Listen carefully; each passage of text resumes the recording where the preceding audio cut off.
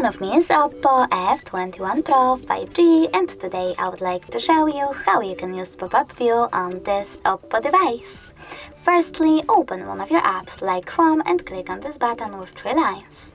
Now you need to tap on those 3 dots at the top right corner of it and select floating window.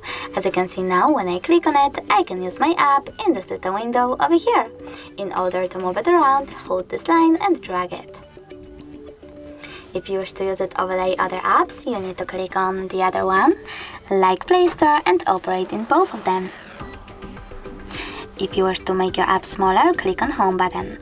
You can even hold it and swipe it to the side of your screen to create a bubble. If you wish to access it, then you need to click on it and tap on this little window here. In order to close your pop-up window, you can click on the top right corner of it or simply close your app in the background.